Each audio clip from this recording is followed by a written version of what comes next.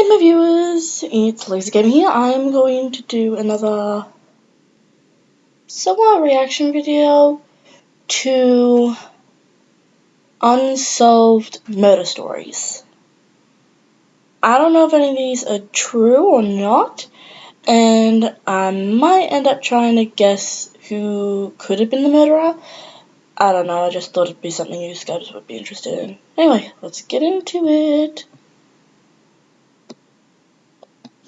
Of course, I'll have my camera here again. Woo! Okay, let's get started. This week, on a special episode of BuzzFeed Unsolved True Crime, TNT's I Am the Night has asked us to take a closer look at a case we previously covered, the infamous murder of the Black Dahlia. I Am the Night is a new limited series on TNT inspired by the incredible true story of Fauna Hodel, a teenage girl given away at birth who makes a discovery about her past that leads her to question everything. Her search for her identity leads her to the heart of Hollywood's most infamous unsolved murder, the Black Dahlia, and one of the prime suspects in the case.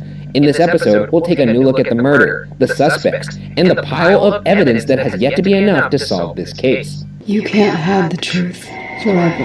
Now, Shane, this was before your time on the show, so you may not have seen this episode. I have not. Do you know the case at all, the Black Dahlia? Hollywood murder. And it's gruesome. It is gruesome. There was a movie, I think. It's also a show. Oh, yeah.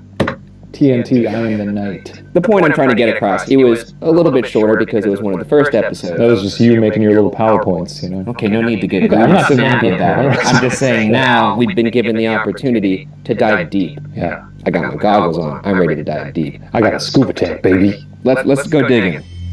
Around 10 a.m. on January 15th, 1947, Betty Bersinger was taking her 3-year-old daughter Anne on a morning errand to the shoe repair store near what's now the Crenshaw neighborhood of Los Angeles. As they passed an empty lot on Norton Avenue, Bersinger recalls, quote, "I glanced to my right and saw this very dead white body. My goodness, it was so white.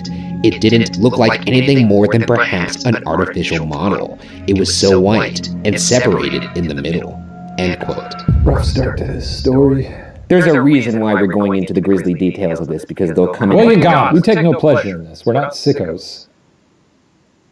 Yeah, no, I'm not. Why are you looking at me with that accusatory glare? Sometimes I get a little worried about you. The body of 22-year-old Elizabeth Short was lying face up and naked, her body split in half at the waist. She was oddly posed, with her eyes open, hands above her head with elbows bent, and legs out straight and spread apart. She had been hit over the head, and pieces of her flesh had been cut out. At the corners of her mouth, there were 3-inch-long slits. As gory as the scene was, there was no blood. It appeared... What is she, freaking Jeff the Killer? Freaking cuts there. Creepy. that the body had been drained and scrubbed before being placed where it was found. Betty Bersinger went to a nearby home and called the police to report the body.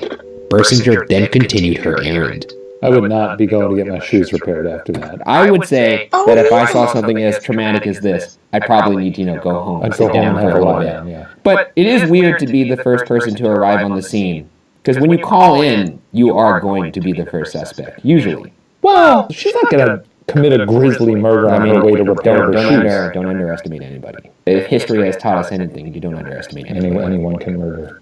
Anyone can murder. Julia Child. Do you think she could murder? If pressed, yeah. I think you could murder if pressed. I don't know. If I found out today that you had murdered somebody, I wouldn't be too surprised, I think. Has someone told you that? No? Okay. After identifying the body by its fingerprints with help from the FBI, the LAPD began circulating a flyer in the hopes of getting more information. It described Short as, quote, 5 foot 6 inches, 118 pounds, black hair, green eyes, very attractive, bad lower teeth, fingernails chewed to quick, end quote. Eventually, more information about the woman began to emerge.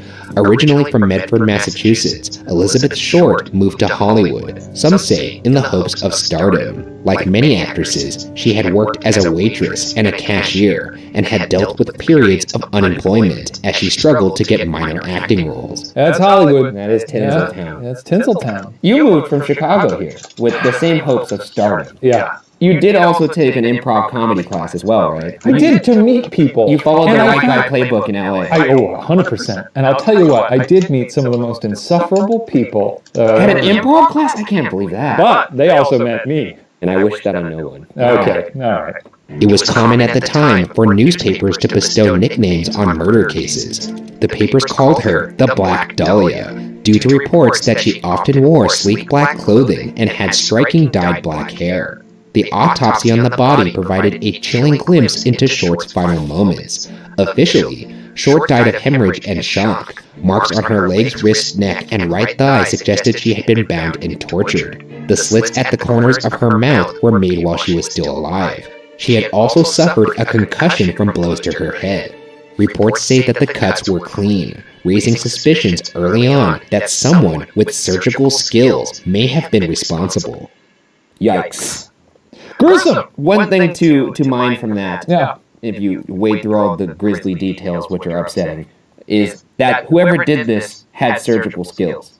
This was not committed by someone, who just picked up a knife at the hardware store. This is somebody who knew what he was doing. He knew anatomy. Sure. So that's going to come in big later in the case. Okay. I wouldn't want to be a detective. I have no aspirations to be in law. Some of the most disgusting stuff I've ever heard. That's gross, yeah. It's much easier to be an asshole sitting behind a desk like we are. Yeah. The gory details and proximity to the glamour of Hollywood caused Short's murder to become a huge story, making page one headlines in Los Angeles for a full month. Feeding this sensation was the apparent murderer themselves. 9 days after her body was found, an envelope arrived at the offices of the Los Angeles Examiner. It contained some of Short's belongings, including her social security card, birth certificate, photos, and an address book that was missing a few pages. All of the items had been cleaned of fingerprints using gasoline, and the envelope had been addressed using cutout letters taken from movie advertisements. All told, 13 letters were sent to the police and press, taunting them as the investigation unfolded, many signed Black Dahlia Avenger. We're dealing with a grade A hole here. The mob was all over the town. You got dirty cops. The whole town is filthy. Yeah. What the that is creepy. First, someone that could be a surgeon or someone with medical surgery skills, which is creepy. Who would think a doctor would do that? And just randomly getting a letter after 9 days of her body being found. And they get 20 or so letters from a mysterious person. They get an address book, which has a few pages ripped, which is kind of suspicious. It has photos, obviously, of her. But who knows what else? Hopefully not what was happening to her. And just other personal stuff like a birth certificate and security code. Like, why would someone have that? Why would someone possess these things? It's very weird. Greedy. Corrupt. Maybe that's why that woman went to go get her shoes repaired. It's probably the fifth dead body she'd seen that week. What about that? One other thing that we should talk about is the address book had a few missing pages, which means could the killer have been in her address book? yeah, he probably knew her for a little bit. There were many suspects throughout the investigation. It's been estimated that hundreds were questioned and cleared. The police contacted about 75 men listed in the address book that was sent to the Los Angeles Examiner. The majority of them said they'd met Short only briefly, going out on a dinner date or to the movies, but that things had ended before they went any further. During the case, the FBI investigated approximately 300 USC medical school students, though it seems nothing came of this. At one point, fingerprints were found on one of the Dahlia letters sent to police. The FBI raced to match these prints with an identity, but the fingerprints were not in their files, so they were unable to find a match. Eventually, the case went cold, After more than 70 years, I think there are three main suspects worth examining. The first is a salesman and former Army musician, Robert Red Manley. His relationship with Short began about a month before Short was murdered, when Manley noticed her outside a bus station in San Diego and asked if she wanted a ride. According to Manley, at first, Short would not speak to him, but he was persistent, and she eventually did get into his car. For the next month, Manley would take Short on dates when he was in town in San Diego. When the place where Short had been staying in San Diego suddenly fell through, Short contacted Manley and asked him to come pick her up. Manley said next they both stayed platonically in a hotel in Pacific Beach, after which Manley drove them both to Los Angeles. There, he says, he brought Short to the Biltmore Hotel and left her there at about 6:30 on the evening of January 9th. As far as the investigation was ever able to ascertain, that is the last place Short was seen alive, 6 days before her body was discovered. When questioned by the police, Manley pleaded his innocence and willingly took 2 polygraph tests, both indicating that he was telling the truth. Years later, in 1954, doctors gave Manley sodium pentothal, at one point thought to be a truth drug that would induce honesty, and questioned him about the case.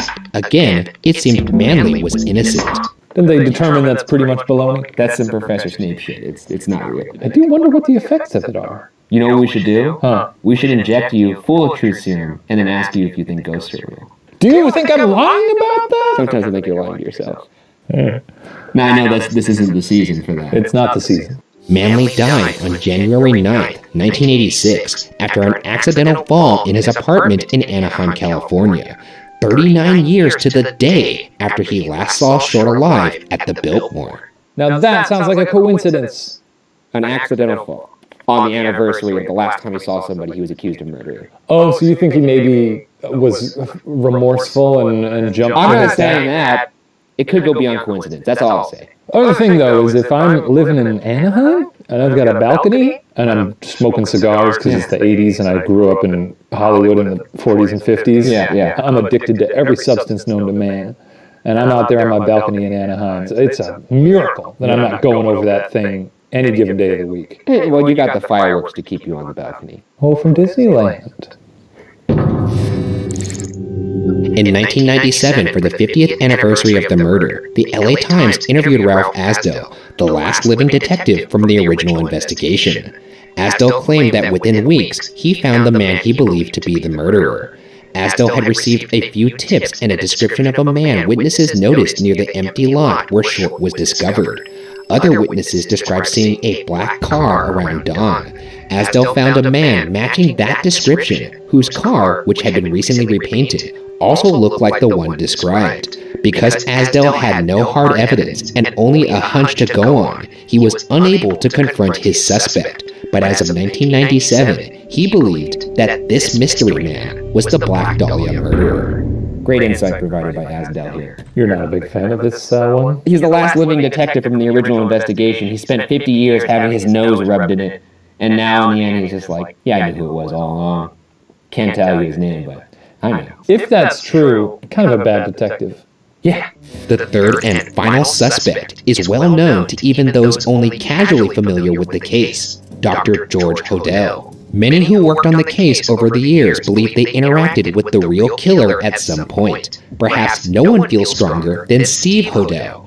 After retiring as an LAPD homicide detective, having worked on over 300 murder cases, Steve Hodel published his research claiming the murderer was one George Hodel, the detective's own father. This is juicy. Can you imagine being a detective? Working your ass off on this case. He's got a big board and suddenly he takes the yarn on the board and just, where am I putting this? On a photo of my father? Yeah, I know. Oh, no! Well, he wasn't assigned to the case. This is something he took on after he retired. Interesting. Okay. That makes a little more sense. His dad also, as you will soon find out, was a bit of an asshole. And it made sense why he would suspect his father of being capable of something horrible. George Hodel was a wealthy doctor in Los Angeles, described as a well-connected, dashing man with a high IQ. George was in charge of a venereal disease clinic in LA. which supposedly gave him knowledge of the sexual lives of people ranging from local sex workers to the city's elite. While George wasn't a practicing surgeon, he was reported to have breezed through medical school, where he'd studied to be one. Yeah, that guy's a murderer.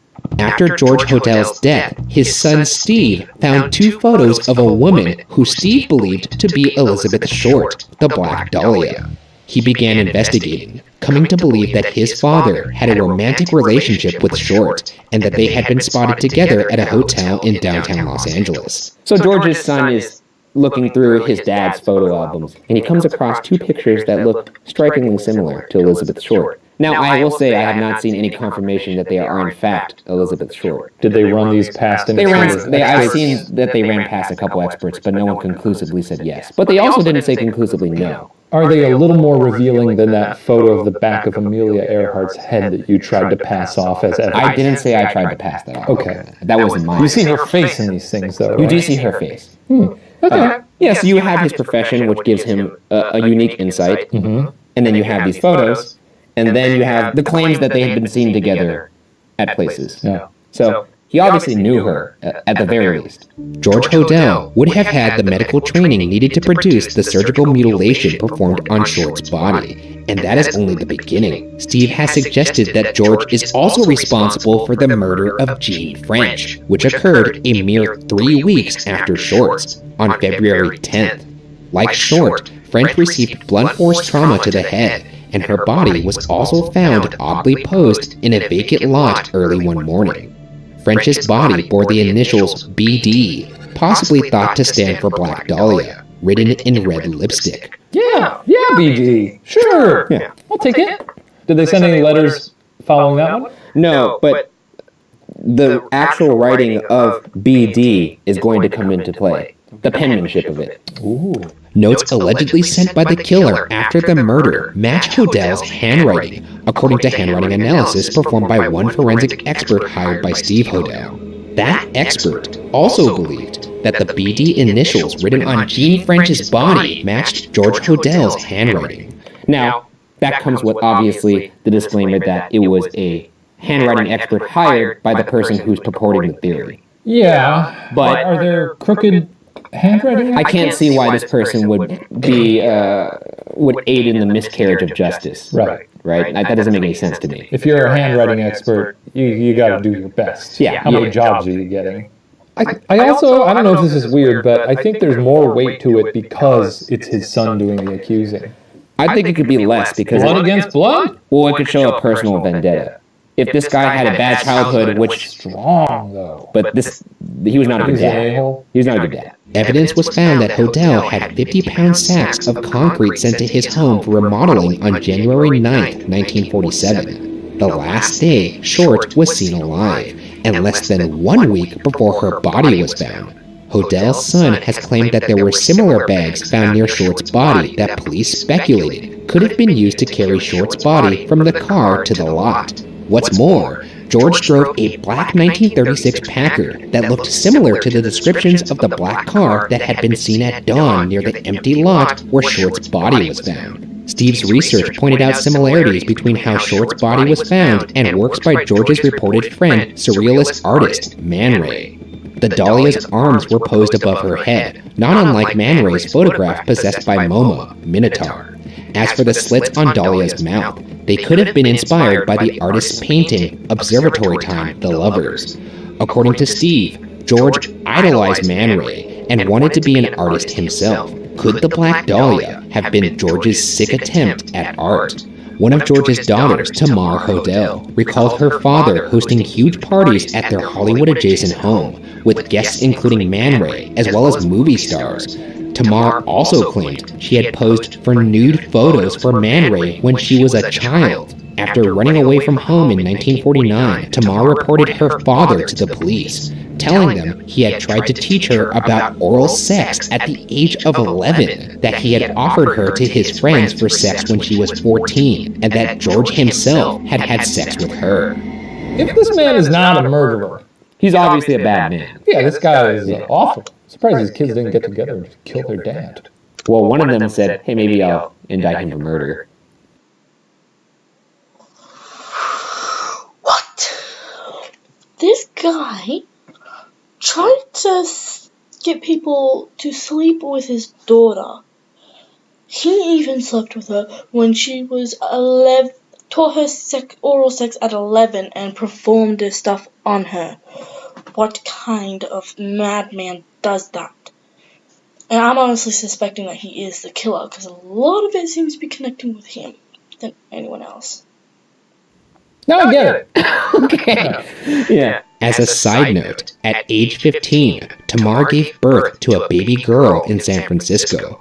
That girl, Fauna Hodel, would be adopted by a family in Nevada and not know the story of her biological grandfather until much later when conducting research of her own. Do we know who her father is? I'm not saying this is what happened, but it's possible that Tamar, since she claims that George had had sex with her at the age of 14 and gave birth to a baby at 15, it's possible that the father of that baby, which is Fauna Hodel, could have been George, her grandfather. Oh, this guy's a real piece of shit, Ryan. Do you see why I said Steve Hodel may have a conflict of interest? Now I thought you were just like, oh, he didn't let me go to the baseball game on a Friday night. No. Oh, he's a monster. Yeah, he's a monster. Yeah. George Hodel was ultimately acquitted of incest charges after several other family members testified that Tamar was lying. There are those who have stated, however, that the family could have been motivated to do so because George was the breadwinner supporting the family.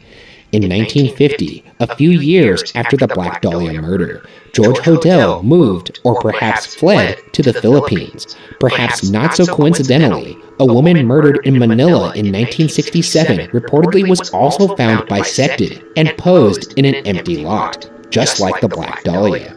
Steve claims that at the time, George Hodel was living just a half-mile away from the crime scene.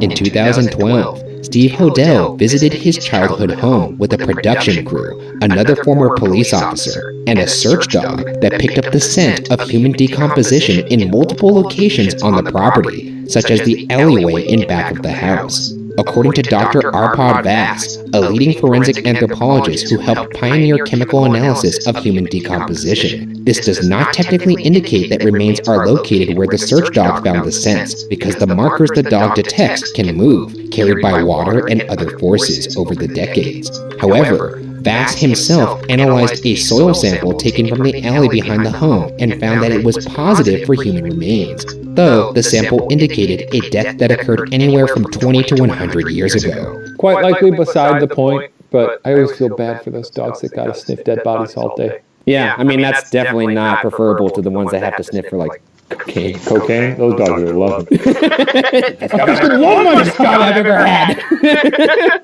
After hearing about the George Hodel theory, LA Times reporter Steve Lopez went to the Los Angeles DA and was given access to case files and grand jury documents. In the files, he found a photo of George Hodel, listing him among 21 other suspects. Lopez also found records indicating that the LAPD had snuck listening devices into Hodel's home undetected and listened to Hodel for 40 days in 1950. Not long before he left for the Philippines. The recordings do not exist anymore, but transcripts of the recordings were left in the DA's files. Lopez says one of the transcripts had recorded Hodel saying, quote, "Supposing I did kill the Black Dahlia, they couldn't prove it now. They can't talk to my secretary because she's dead." End quote. Well, people don't usually say stuff like that. It sounds like dialogue written for a villain. Like, that's something that a normal person doesn't say. Another transcript describes what may have been the sound of a woman being attacked in the house's basement. According to a CBS 48-hour special on the case, the investigation into Hodel's possible ties to Short was shut down abruptly in 1950, with one of the lead investigators stating that the recordings taken from Hodel's home eliminated him as a suspect. If that sounds suspicious to you, you're not alone. George's son claims his father, via his connections and occupation, had knowledge about corruption in the LAPD and their ties to prostitution and abortion rings, and that the police covered up Hodel's guilt to avoid their own dirty laundry being aired. Indeed, some officers in the LAPD were notoriously corrupt in the early 20th century, and the transcripts from the bugs left in Hodel's house also reportedly quote George as saying, "This is the best payoff I've seen between law enforcement agencies." I'd like to get a connection made in the DA's office, end quote. It's a little on the nose there. If it sounds like a duck, it walks like a duck. It's a murder. It's George Hodel. Again, why does it always come back to evidence being gone? What happened to the tapes? They conveniently fell in the trash. Well, seeing that these tapes say this about the LAPD, who is then in charge of the chain of custody of said tapes, it makes sense to me that those tapes would vanish. Yeah. Upsetting. But then again, when you look at that and you see, the tapes disappeared while they were in the custody of your establishment, that only makes you look bad. So regardless, They don't care. They don't care. Yeah, cops don't care, I guess. No. Lending credibility to the corruption allegation, according to the 48 Hours investigation, the LAPD admits that much of the physical evidence from the Black Dahlia case is not with the files. It's unclear where it is or why it would be missing. Pretty clear. I understand, there's bureaucracy, you gotta fill out forms, stuff goes places. Oh, we put that on this shelf or that shelf, I don't know. But they probably have some pretty good systems in place. Yeah. The police. You should be able to keep track of these things. If we could suss anything out of that, it's that Shane Madej believes the LAPD are crooked. Wait, no! While there are some doubts as to whether the photographs found in George's photo album are actually of the Black Dahlia, or if his handwriting does match the letters sent to the police and press, there's enough cause for suspicion without those leads to keep the lens focused on George Hodel. After reviewing the Hodel case, Stephen Kay, the then LA County head deputy DA, who'd prosecuted murder cases for over 35 years, stated he believed the case had been solved. Speaking for himself, not the DA's office, quote, "I would have no reservations about filing 2 counts of murder against Dr. George Hodel," end quote. Stephen Kay, throwing it on the table. I mean, I commend him, but at the same time, duh. George Hodel returned to the United States from the Philippines around 1990. He died in 1991 at the age of 91. I've always wondered, since they found the fingerprints on that Dahlia letter, can't they take little George's fingies and put them on the thing and see if they match? Well, now they're bones. Well, I'm sure they have George's fingerprints on file. Do they? They have to. Was he ever brought in for anything? He was a suspect. Oh, yeah. Today, the case is still open, but it has been decades since authorities were actively investigating. Perhaps most frustrating is the sentiment expressed by John Douglas, former head of the FBI's Serial Crimes Division and one of the nation's leading experts on profiling violent crimes. Douglas notes that so much information can be ascertained from the murderer's interactions and time he spent with the body, that today, the crime would be, quote, very solvable. End quote. The Black Dahlia murder riveted the nation and continues to fascinate sleuths today. Was the Black Dahlia merely the most infamous murder at the hands of Dr. George Hodel? Or is there another answer out there, lost to time? For now, the case remains unsolved. Straight up, I think it was that doctor. Because a lot of the evidence is pointing towards him, especially the investigation that his son put on. And if the police dogs could smell rotting flesh from corpse in his yard, near his house, and DNA has proved that it did have rotten corpse under his grounds, then I would say yes, he's the murderer. If he has pictures of her and knew how to proceed with surgery and friggin' had her address book and everything and fled to the Philippines and then an exact same murder happened there, I would have to say it is the doctor. It just points to him. Like, everything points to him, in my opinion. But of course, you can all say your opinion. I personally think it was him. Anyway, let's watch another one. Let's see.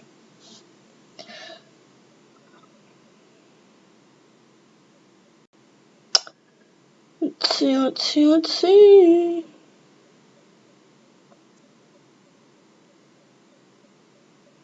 I don't want any, plain English. I don't want to do any supernatural ones, because those ones are not interesting. Well, Let's watch this one. This week on BuzzFeed Unsolved, we investigate the suspicious death of Alexander Litvinenko, an ex-Russian spy who died on UK soil following a meeting with former KGB contacts. There's a lot of political intrigue to unpack in this tantalizing and kind of tragic caper, so... What is tantalizing? Are you tantalized? I mean, it's just intriguing. Anytime I hear tantalized, I just imagine... My amazing gyms just Is that tantalizing? I think it's more like you're intrigued. It's very unique. Good. But I can't. Glad we established that. Cool. Who was the ill-fated Alexander Litvinenko? Born in Russia, Litvinenko began working for the KGB in the 1980s and eventually became a lieutenant colonel after the KGB became the FSB, the Counterintelligence and Internal Security Service in Russia.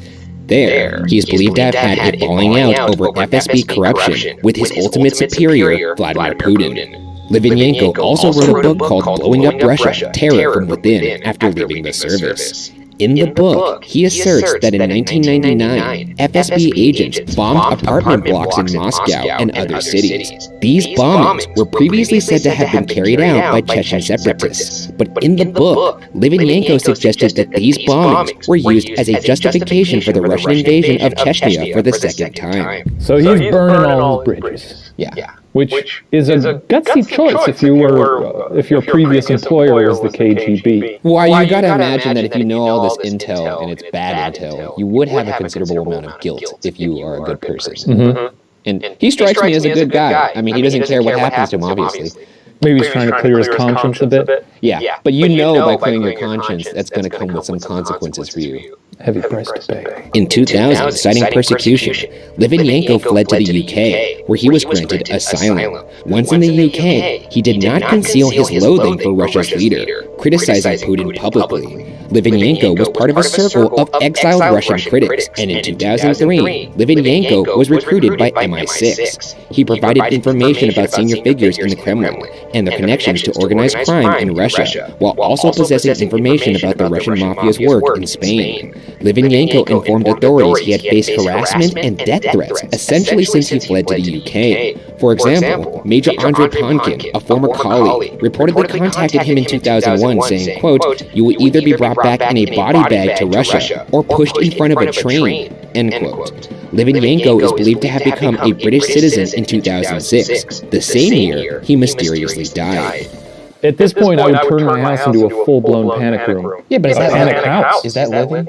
That'd be a good sequel. No, it is living, technically. It's better than being dead.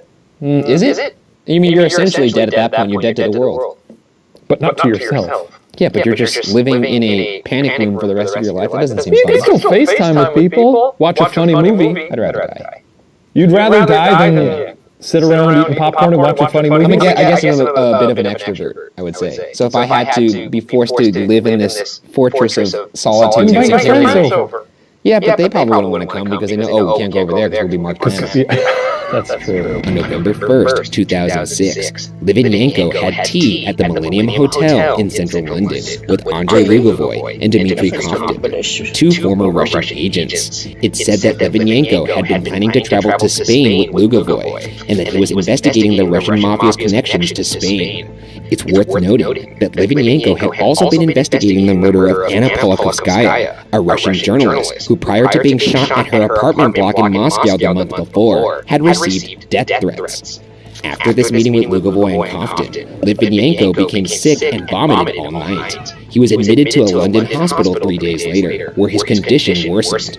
When BBC Russian service interviewed Litvinenko on November 11th, Litvinenko said that he was the victim of a, quote, serious poisoning, end quote, and that he was in, quote, very bad shape, end quote. On November 23rd, 2006, Litvinenko died with his family beside him.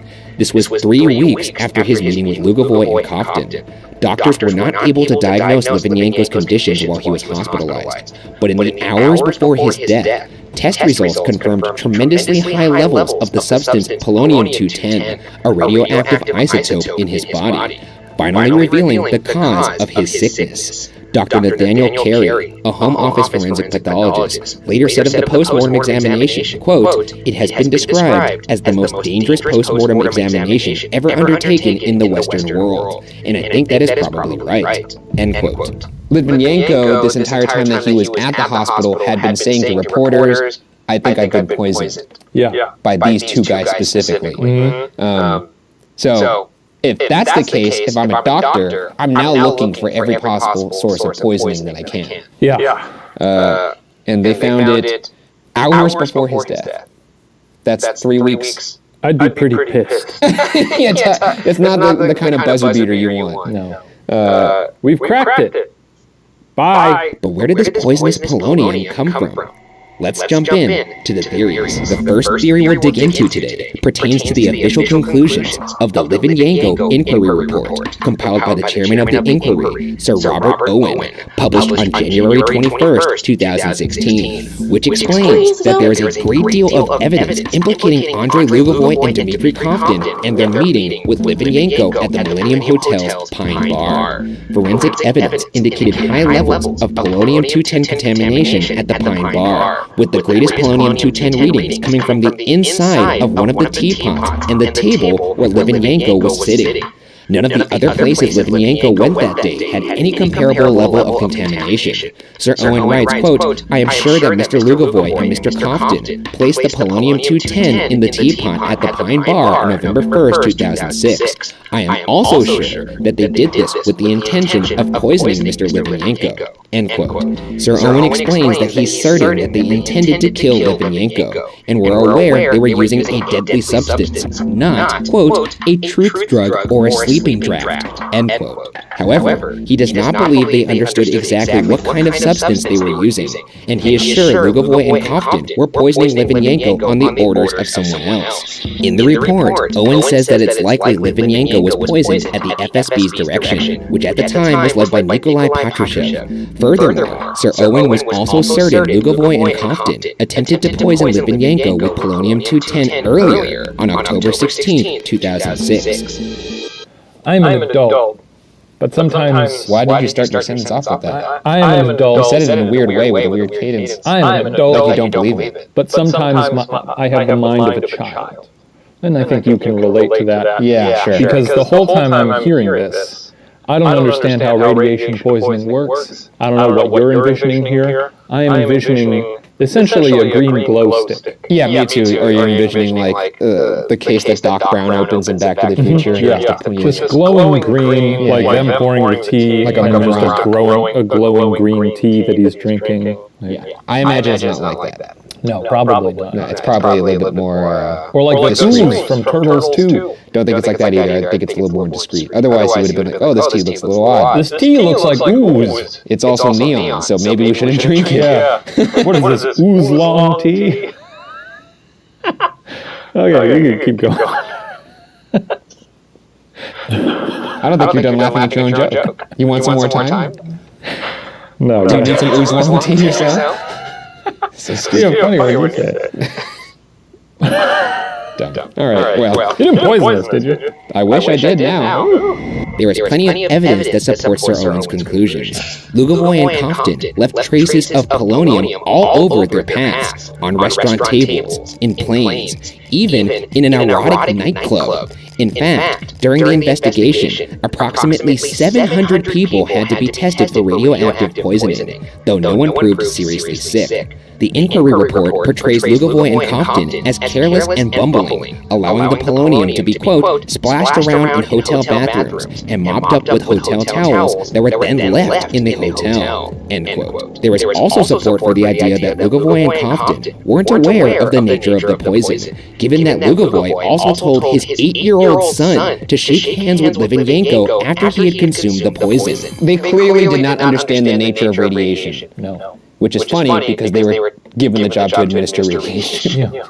Maybe that's why they were. I feel like anyone who did understand the nature of radiation may say, I'm good. This also makes me feel like obviously Litvinenko and Putin had kind of disagreements in the past. But I bet you Litvinenko was kind of far down on his list in terms of people he wants to whack. Yes. So he didn't exactly send out the A squad to go kill this guy. He was like, Are we going to be poisoned for doing this episode? Possibly. I'm a little concerned. Yeah, I think we're gonna die. Okay. Yeah, I mean, we will. we're gonna die eventually. Yeah. You maybe sooner than others, but I'd like to live. I'm sure you would. Forever. Okay, no, that's not gonna happen. You've never wanted to just see the universe just Implode? yeah. No, because I'm not really an anarchist. You're just there. No, it's not even anarchy because it's not even disorder. It's just The inquiry report also references a suspicious phone call Cofton made to a cook he knew.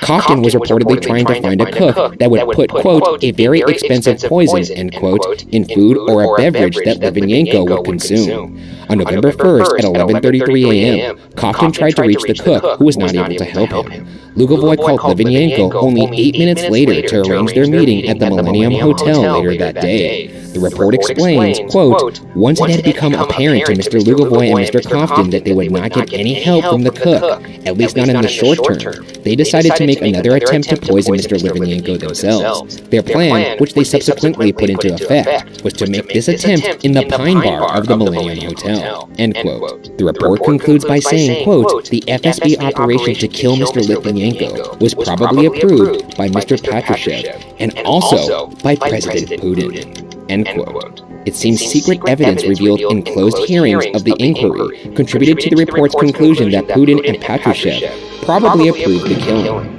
Who within the Russian state would have had a reason to murder Litvinenko? Well, for starters, he was thought of as a traitor by the FSB. After all, he had claimed the FSB was responsible for the 1999 apartment bombings in Russia that contributed to the Chechen War. It was also known that Litvinenko was working for MI6 and rubbed shoulders with Russian critics Boris Berezovsky and Akhmed Zakhaev, a Chechen leader living in exile. The report also noted that the tension between Litvinenko and Putin was personal. In July 2006, Litvinenko publicly described Putin as a pedophile who destroyed tapes of himself having sex with underage boys. And shortly before he died, Litvinenko accused Putin of being behind Anna Politkovskaya's murder in October 2006. The inquiry report notes that Putin and the Kremlin have since rewarded Lugovoy a medal for, quote, services to the fatherland, end quote.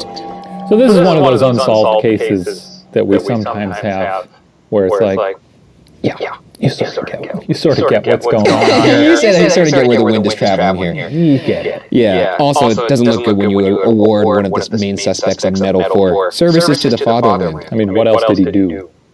Did he do anything else notable? I don't know. He sure, like build a nice gazebo somewhere. He sure made London into his fucking circus. Yeah. Just radiation everywhere, spilling out of his pockets when he's walking down the street. Unbelievable. Lugovoy reportedly claimed that MI6 had framed him. According to the inquiry report, Lugovoy protested, saying, quote, I was framed. I suspect this was some British intelligence operation involving Litvinenko and possibly Berezovsky that went wrong.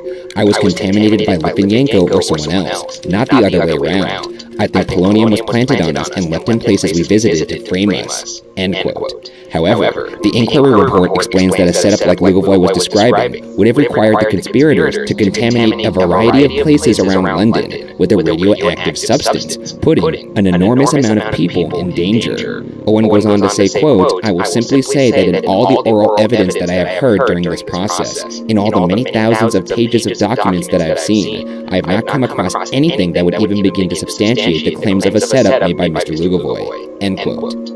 Yeah, if this was something that was orchestrated by the British government, you don't think they'd put this many British citizens in fucking, danger. Yeah. That's all they got, They're that little island out there. Yeah, it's a big island, but they're not poisoning their own folks. Yeah, I think if they wanted these two guys gone, there's probably a better, more discreet way to do it. Moreover, Litvinenko's death seemingly fits into a pattern of strange deaths in the UK that have since been linked to Russia. In 2013, Boris Berezovsky was found dead in his home in the UK. The authorities said there was no sign of a struggle, making it seem like a suicide could be an explanation. However, Berezovsky had plenty of enemies in the Kremlin. In 2012, Alexander Peripolichny, a financier who demonstrated evidence that Russian tax officials had allegedly committed fraud, died unexpectedly while running in Surrey. According to U.S. spies, there is intelligence that indicates he was likely, quote, assassinated on direct orders from Putin or people close to him, end quote. In March 2018, a British spy and former Russian official and his daughter were poisoned with a nerve agent that left them in critical condition. Perhaps the most striking part of this case lies in Litvinenko's own certainty in who was responsible for his death. In an interview with the Metropolitan Police Service, Litvinenko said, quote, I have no doubt whatsoever that this was done by the Russian Secret Services. Having knowledge of the system, I know that the order about such a killing of a citizen of another country on its territory, especially if it is something to do with Great Britain, could have been given by only one person. That person is the President of the Russian Federation, Vladimir Putin, end quote. Litvinenko's confidence in knowing his own killer would lead The Guardian to title an article about the case, Alexander Litvinenko, the man who solved his own murder. Yeah, it's pretty nuts that you know, it's the poison is taking effect. He sort of has this inevitable demise coming his way. And he's got a few weeks to just sort of solve his own death? That's nuts. Also, I mean, at that point, you know you're going to die. Yeah. Might as well just say everything you want. What are they going to do? Kill you again? Like, it's not like they could you're going to die, so you might as well just get everything out there. I guess you would have to even be worried about your family.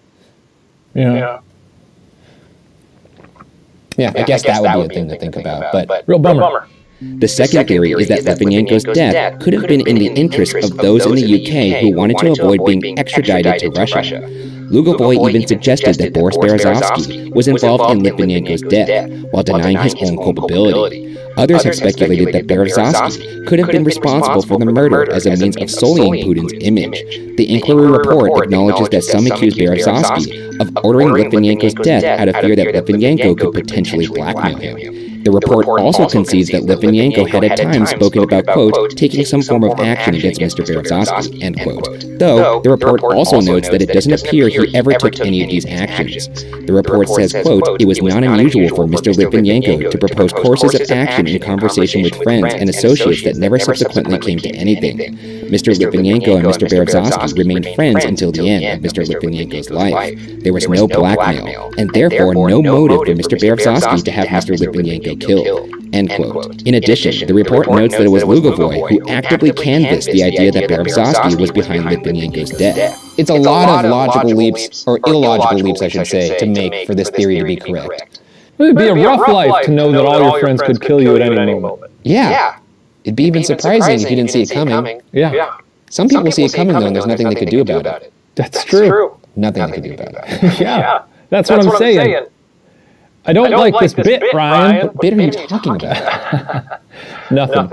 Let's continue. The third theory ties into the suggestion made by Izvestia, a Russian newspaper, that Litvinenko could have killed himself if he was suffering from a terminal illness of some kind. It said, quote, if he knew he was dying, he may have taken poison and signed whatever papers his allies brought to him, end quote. Lugovoy's lawyer also asked that the inquest into Litvinenko's death consider, quote, death by misadventure and suicide, end quote. However, the Inquiry report explains how Marina Litvinenko, Alexander Litvinenko's widow, provided evidence that Litvinenko was active around the time of his poisoning, not suffering from depression. She noted that as long as she had known her husband, she had never known him to consider killing himself. Friends supported Marina's views on this matter. The report also notes that it seems as though Litvinenko had no access to polonium-210 before he was poisoned. Well, of course he didn't. Who does have that? Apparently these two guys. You don't go down to the corner shop. Give me some Twizzlers and some polonium-210. Yeah, apparently these two guys had access to it so much that it was fucking falling out of their jacket pockets. They were given it by Putin. This seems like a good time. If you're watching this, Putin, I'm just reporting what's already been reported here. So you're really just killing the messenger if you kill me. You got bigger fish to fry. Really, if you're concerned about us two, your list must not be that impressive. These two guys that he sent out to kill even this high-ranking ex-Russian agent, they don't seem like the sharpest tools in the shed either. A couple of Keystone Cops. He said Paul Blart after him. So you know what? Maybe it doesn't matter. Maybe he'd probably send out like his nephew or something. Yeah. His 10-year-old nephew. I don't know if he has one. Craig. He sent Craig to come kill us, and I think hopefully I'd be able to handle Craig.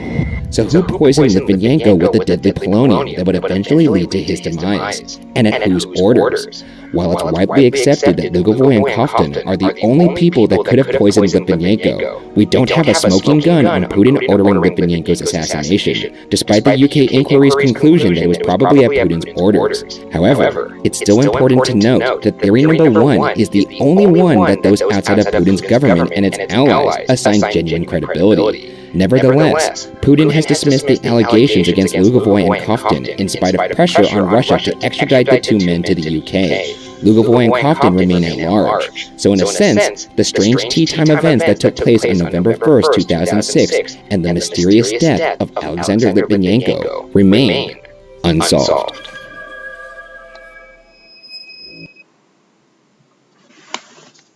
Okay, straight up, I think it was the first theory. Because, as his wife mentioned, he had no signs of depression or ever saying that he wanted to kill himself. And he started vomiting after he got home from having tea with those two. And so, the only thing I can think of is it had to be them two, because, like, as those two guys said, who would have access to that poison? As if the friggin', what was his name, the one that died, he couldn't even get access to it, so how would he be able to heal himself with it if he couldn't get access to it? But then again, how would the other two get access to it? But here's the thing, if they were ordered by someone to kill this one, the person that ordered it probably could easily get his hands on it and give it to them to proceed in their mission in killing this guy. So I personally think it's still theory number 1, because there's no way, like, he had no sense of depression or word that he wanted to kill himself, so that can't be it, in my opinion. But I don't know, I personally still think it's theory number 1, that's my opinion. Anyway, excuse me. Like anything else, leave your opinions in the comments. Leave this video a like, and please subscribe. If you want to get notifications about my videos, there is a little bell that you must click in order to get notified. I'm going to link my social medias in the description below in case you want to follow me on any of them. Hope you enjoy, and please subscribe, and please also leave in the comments any other suggestions that what I should do. Bye!